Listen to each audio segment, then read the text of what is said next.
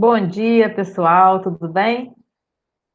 Espero que eu encontre todos vocês bem, todos vocês respeitando o isolamento social. É muito importante que a gente respeite, tá?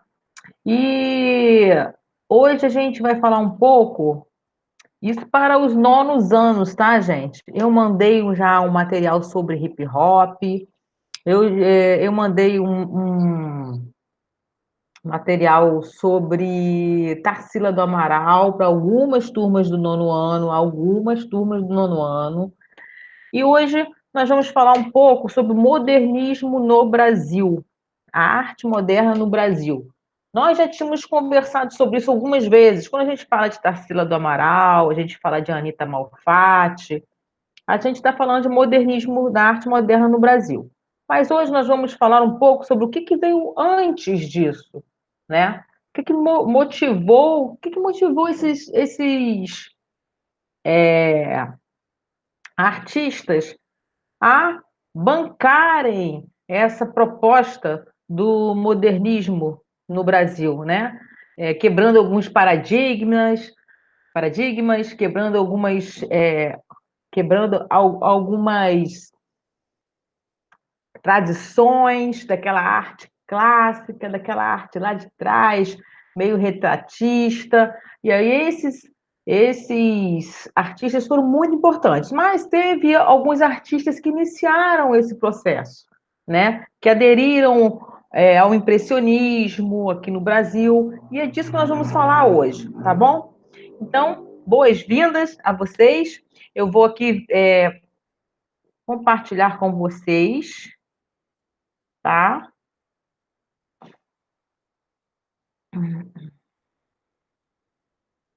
A tela.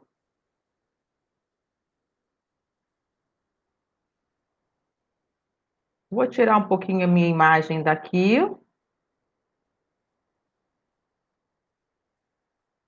E nós vamos conversar sobre isso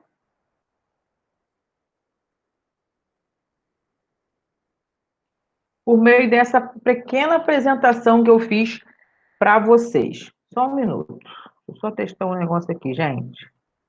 Alô, testando? Tá tudo bem. Com essa apresentação em PowerPoint, que eu trabalhei para vocês, nós vamos falar um pouco sobre o modernismo no Brasil. A arte pela arte. Bem, para a gente falar sobre modernismo no Brasil, a gente tem que entender um pouquinho o que era exatamente o moderno no Brasil, né? E para isso, a gente precisa também entender as vanguardas. O que veio antes disso? O que estava acontecendo no mundo? O que estava acontecendo na Europa? O século XX europeu foi caracterizado pela etapa moderna na arte que interessa mais diretamente ao tema que estamos conversando hoje.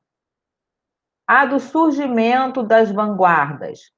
Estas foram marcadas por uma estética da ruptura e pela inovação, criticando de modo radical as formas tradicionais de arte. Então, as vanguardas criticavam as formas tradicionais de arte. Quais eram as formas tradicionais de arte?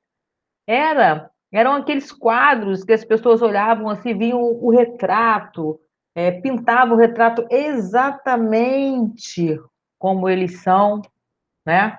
É, alguém fazia uma encomenda de uma obra de arte e pedia para pintar a família dele exatamente como eles eram, como se fosse um retrato. Então, as vanguardas vieram para questionar, para criticar esse modo radical das formas tradicionais de arte. Então, tudo que fugia a essas formas, a essas tradições, não eram consideradas arte. Elas escapavam a conceituações fechadas, inclusive porque se diferenciavam grandemente uma das outras.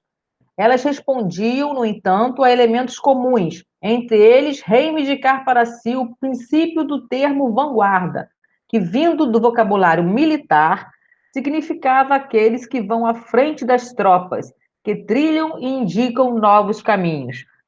Viu? O que significa vanguarda? Aqueles que vão à frente das tropas que trilham e indicam novos caminhos. Esse termo veio do vocabulário militar. Então, fazendo um paralelo, a vanguarda artística, eles vieram na frente, indicando um novo caminho para a arte. Seriam nos primeiros anos do século XX, bem antes da Primeira Guerra Mundial, que a noção de vanguarda assumiria um sentido propriamente artístico e passaria a ser considerada no plural, por referir-se a vários movimentos contemporâneos um dos outros. Aí nós vemos os movimentos dos quais nós estamos falando, são o fovismo, cubismo, futurismo, expressionismo, construtivismo, abstrações e etc. O abstracionismo também, não está aí na lista que eu mostrei, mas ali também entra. Alguns anos mais tarde, viriam o dadaísmo e o surrealismo. Eles vieram com um novo conceito de sujeito subjetivo, individual e livre. Elas, as vanguardas, caracterizavam-se também pelo desejo de transgredir os códigos vigentes e, juntamente com eles, os tabus éticos e estéticos. Aí que nós vemos, pessoal, que a arte, para ser arte, ela precisa também transgredir, ela precisa criticar, ela precisa inovar, ela precisa questionar os códigos vigentes, as tradições, o conservadorismo. Uma das características da arte é essa, de vir para questionar, fazer com que o sujeito, o ser humano, questione, reflita, critique o seu ambiente, a sua sociedade. Bem, vamos continuar aqui. Então, um dos temas também que apareceram aí nas vanguardas foi o tema da sexualidade, como tema de obras de arte. Bem, modernismo, indícios e inícios do modernismo. Mas antes de nós falarmos sobre isso, né, vamos falar um pouquinho o que era exatamente o modernismo no Brasil. O que era para a sociedade brasileira a modernidade? A modernidade no Brasil confundia-se com o processo de transformação socioeconômica que ocorria de modo parcial e tardiamente nas grandes cidades. Se, por um lado, Rio de Janeiro e Recife sofreram grandes reformas urbanas no início do século XX, e se a arquitetura em ferro disseminou-se pelo país, concomitantemente a surtos de riqueza de curta duração, São Paulo, por outro lado, representou o berço do desenvolvimento industrial. Tratou-se, no entanto, de uma modernidade instaurada em apenas alguns aspectos, sem atingir em profundidade as ordens econômica, política, social e cultural no país. Como escreve Canclini, no Brasil e em outros países da América Latina, os modernismos culturais e artísticos devem ser repensados como tentativas de intervir no cruzamento de uma ordem dominante semi-oligárquica, uma economia capitalista semi-industrializada e movimentos sociais semi-transformadores. Assim era o movimento modernizador no Brasil.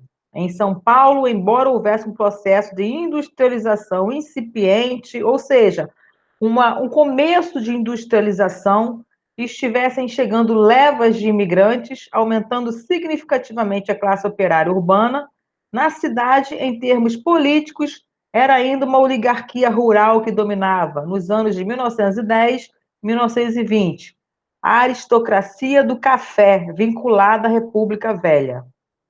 Esta era extremamente conservadora em seus usos e costumes, escravocrata e era considerada a antiga real tradicional, refinada e cosmopolita. Então, gente, nós estamos diante aí, 1910, 1920, de uma sociedade aristocrata, aristocracia do café. Quem mandava eram os donos de terras de café, né?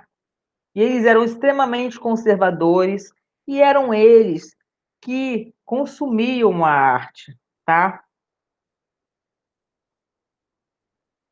Destes, boa parte provinha dessas duas classes dominantes ou dependia de seu suporte e aprovação. Então, quando o artista produzia a arte, a aprovação da sociedade vinha desse segmento da sociedade, vinha de quem mandava, de quem era o dono do capital. Por quê? E era impossível aos artistas e escritores contar com um público mais amplo para suas realizações, pois, como lembra Renato Ortiz, o índice de analfabetismo no Brasil ainda era de 75% em 1920 e em 1940 era de 57%. Então, quando nós vemos essa situação, quando nós vemos esse quadro no Brasil, que em 1920 tinha 75%, pessoal, 75% de analfabetos nesse país. As escolas não eram para todos. Estávamos no regime, saindo de um regime escravocrata terrível, que durou muito mais de 300 anos. Então, o nível de analfabetismo no Brasil era altíssimo. Hoje nós temos no Brasil, mas muito menor. As garantias da alfabetização da população foram feitas ao longo desse processo por políticas públicas.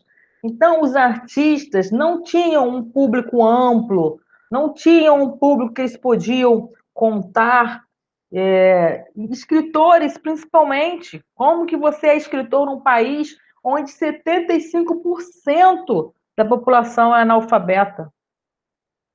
A escola não era para todos. Hoje, a escola pública, com todos os seus defeitos, democratizou a educação. As pessoas têm acesso a isso. Então, a democracia é algo fundamental num país. E em 1940, 57% de analfabetismo no Brasil. Dentro dessas contradições de modernização socioeconômica, ou seja, nós tínhamos, sim, uma industrialização iniciando em São Paulo, muito forte, a imigração muito forte em São Paulo, principalmente dos italianos, que nós vamos ver aí, artistas italianos que se destacaram no Brasil, que nasceram na Itália, vieram para o Brasil nessa época e se destacaram no modernismo da arte moderna do Brasil. Então, o modernismo este que imperava nas escolas de arte, cujo exemplar supremo era a Escola Nacional de Belas Artes no Rio de Janeiro, os salões de artes e os critérios para concessão de bolsas de estudo no exterior, que condicionava, em grande parte, a produção de artistas a esse modelo. Então, para você receber uma bolsa para estudar lá na Europa, você precisava se adequar aos gostos dessa aristocracia, desse poder que financiava essas bolsas. Então, nós percebemos que o modernismo no Brasil, a modernidade do Brasil era muito, muito, muito, uma coisa muito relativa. E vamos lá, então. Indícios, inícios e segmentos modernos no Brasil. 1900 a 1920. Aí nós vemos aí um pouquinho antes da Semana de Arte de 22, né? Que foi em 1922, a Semana de Arte Moderna, que foi aquele marco dos artistas modernistas que fizeram uma semana inteira de atrações, de exposições, de novas propostas de arte brasileira. Isso foi um pouquinho antes.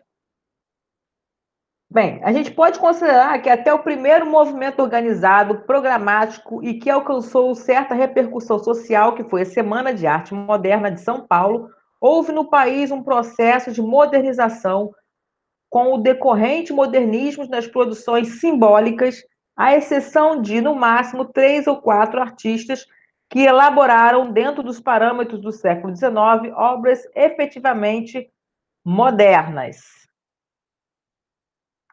Eliseu Visconti, nós vemos aí na tela algumas obras de Eliseu Visconti.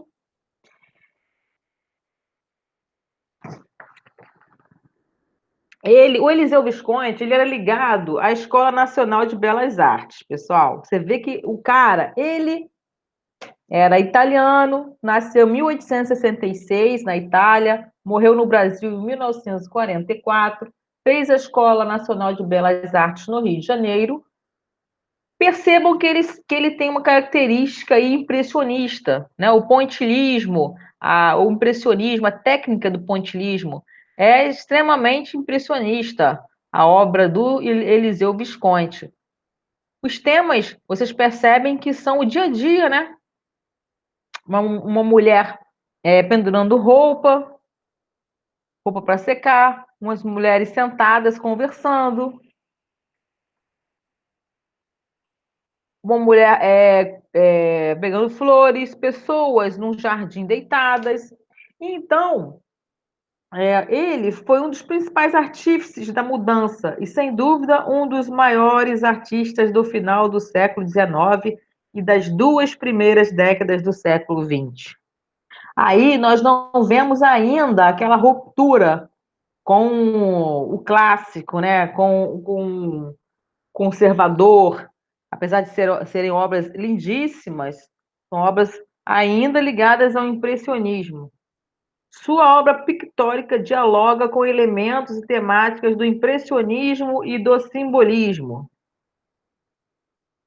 Os estudos de paisagens evocam uma pintura plana e nos estudos para o pano de boca para o Teatro Municipal do Rio de Janeiro. Nota-se a semelhança com as obras de Degas nos trajes das bailarinas. Visconti e outros artistas importantes, como Castagneto, está aí, ó, a obra do Castagneto, também italiano, nasceu em 1851. Nasceu em 1851, morreu em 1900 também no Brasil. Com sua compreensão moderna do espaço e da cor, foram injustamente esquecidos durante o chamado movimento modernista, que, liderado por São Paulo, elegeu Almeida Júnior como sua principal referência histórica nacional. As obras também de Castagneto, muito impressionistas, né? E paisagens, pescadores, muito bonito também, foram esquecidos. Belmiro de Almeida também é um outro. No caso aqui, o Belmiro de Almeida, ele nasceu em Paris, morreu. Minto, ele nasceu no Brasil, mas morreu em Paris em 1935. Também são obras lindíssimas, figurativas, mas impressionistas. Reparem que, né, esses períodos, ó, 1900, 1851, 1858, 1850, ou seja, aí está Almeida Júnior, pessoal. Eu não sei se vocês já viram algumas imagens dele, mas essa aqui, Caipira Picando Fumo, o nome dessa obra é Caipira Picando Fumo. É uma obra muito conhecida do Almeida Júnior, tá? Se algum dia vocês fizerem o Enem, quando vocês fizerem o Enem, cair, Almeida Júnior é um cara que pode cair na prova do Enem, porque é muito conhecido mesmo. Reparem que ele pintava o dia a dia, né? Pessoas conversando na janela, uma senhora observando na janela, uma mulher lendo, um casal conversando na janela e o homem tocando violão. E esse caipira picando fumo foi em 1893 que ele pintou, está na Pinacoteca do Estado de São Paulo. É uma obra de arte, uma pintura a óleo de José Ferraz de Almeida Júnior, mais conhecido como Almeida Júnior.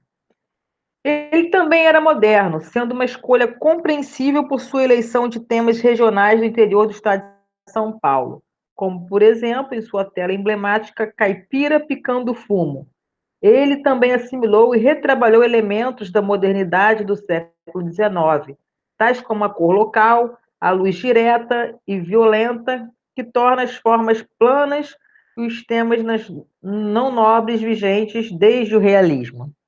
Entretanto, sua eleição como modelo absoluto levou ao equívoco de considerar a importância dos outros artistas. Paralelamente a esses, já maduros que haviam consolidado suas carreiras no século XIX, uma nova geração iniciou suas trajetórias confrontando-se com a modernidade econômica, social e urbana do século XX. E, por sua vez, sensíveis às novas condições do país, começaram a propugnar a necessidade de mudanças nas artes. Esses artistas constituíam uma nova geração em relação aos que se inspiraram nas correntes oitocentistas, mas conviveram com esses últimos, foram discípulos e elegeram a outros como referências.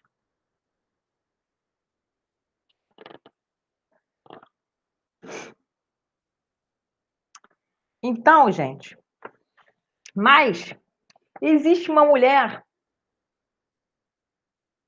que em 1917 fez uma exposição que criou muita polêmica. E um dos críticos dessa exposição foi Monteiro Lobato. Nós conhecemos Monteiro Lobato do Sítio do Pica-Pau Amarelo, né? Ele escreveu vários livros, vários mesmo. Mas nós conhecemos efetivamente, assim, o povo mesmo aqui do Brasil conhece pelo Sítio do Pica-Pau Amarelo. Mas o Monteiro Lobato era um grande crítico e fez críticas muito sérias a essa mulher. E ela meio que depois, não sei se por conta dessas críticas, ela se mudou um pouco sua forma de pintar. Estou falando de Anita Malfatti. Algumas mostras com elementos modernos, como a de Lazar Segal, em 1913, artista lituano de formação alemã, e Anita Malfatti, em 1914, a artista recentemente chegada da Alemanha, tiveram repercussão moderada, mas foram relativamente bem recebidas. Ambos eram jovens, iniciavam vinculações com o expressionismo, mas suas mostras não evidenciavam à época um estilo totalmente definido. O estopim do modernismo, olhem bem, o estopim do modernismo, nos termos de Mário de Andrade, foi a segunda exposição de Anita Malfatti em 1917, ao voltar de uma segunda viagem de estudos aos Estados Unidos.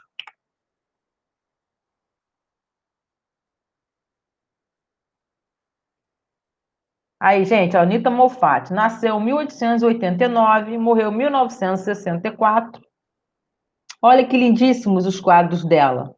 Bem expressionistas, muitas cores, as pinceladas nervosas, as definições que eram muito exigidas nos quadros anteriores, clássicos, conservadores, não existiam, né?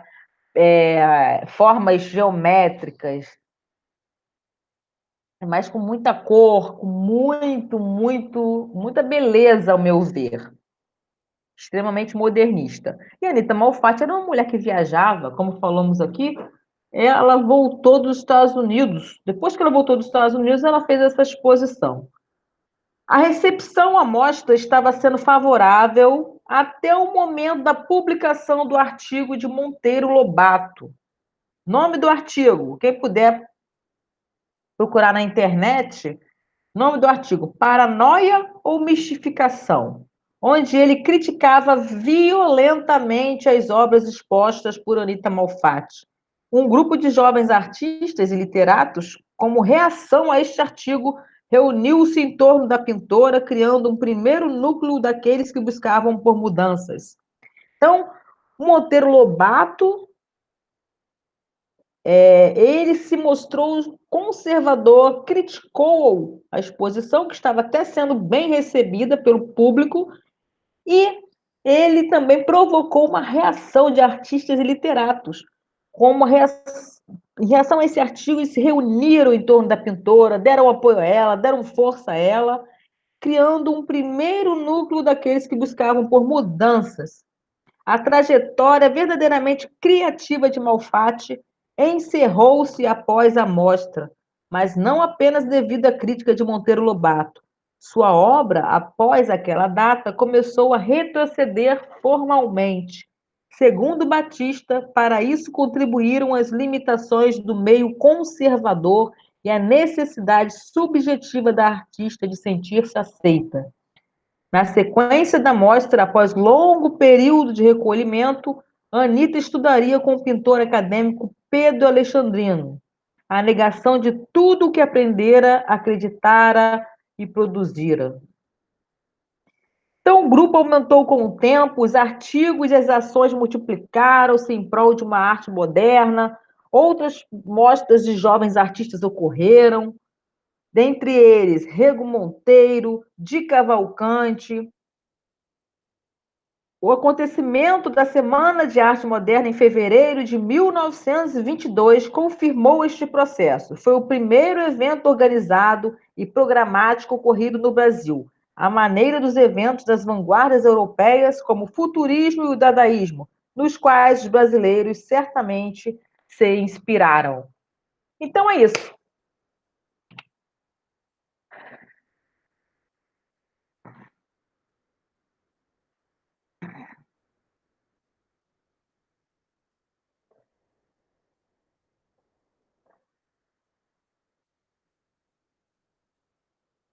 Pessoal, então é isso. Então, nós falamos um pouco hoje sobre o que veio um pouco anterior à Semana de Arte Moderna, né? Lembrando que a Tarsila do Amaral ela não participou dessa Semana de Arte Moderna, apesar de ser uma pintora modernista, com os traços modernos, também uma mulher que viajava, né? A Tarsila do Amaral era uma mulher que tinha dinheiro, ela viajava muito, ela se atualizava, ela trazia também da Europa as novidades e também lutou por essa renovação na arte brasileira. E quem é meu aluno, né, já fez a releitura do Abapuru, como vocês podem ver aqui atrás de mim, ó. Fui eu que pintei, tá? Junto com um amigo meu, professor de arte. É uma obra, é uma releitura também. Por que é uma releitura? Apesar de ser exatamente a obra do Bapuru, porque o material ele é diferente, né? Nós usamos aquele negócio de passar na parede para pintar, né? Esqueci. Massa, né? Aquela massa que a gente passa na parede antes de pintar a parede, e colorimos essa massa, né, com pigmentos e fizemos essa obra de arte aí que está atrás de mim, que me acompanha durante muito tempo, eu e meu amigo, nós pintamos juntos, o professor de arte do colégio do CIEP 415, Miguel de Cervantes, Wagner Medeiros, e nós fizemos juntos essa obra aí que está até hoje aqui na minha casa, fica aqui direto comigo. Então, o Abapuru foi uma das obras da Tarsila do Amaral, né? Modernista, total, mas ela não participou da Semana de Arte Moderna. A Tarsila estava viajando na época, na semana, ela voltou depois e se uniu a esse grupo modernista, mas ela não participou. Isso é muito importante a gente pontuar, porque algumas pegadinhas em prova falam isso. Quais foram os artistas que participaram da Semana de Arte Moderna? Dentre eles, Anitta Malfatti, Mário de Andrade, Oswald de Andrade, que eram escritores, né? Aí botam lá no meio Tarsila do Amaral. Tarsila não participou da Semana de Arte Moderna, apesar de ter se unido ao grupo depois que ela chegou no Brasil. Tá bom, gente? Beleza? Então é isso aí. Vamos terminar. Um beijo para vocês. Fiquem em casa, estudem. Ocupem o tempo de vocês estudando, pesquisando na internet, vendo um vídeo maneiro, vendo um filme maneiro, escutando uma música maneira, mas acessem a plataforma para fazer as aulas, para assistir às aulas, tá bom? Um beijo, saudade e fiquem em casa.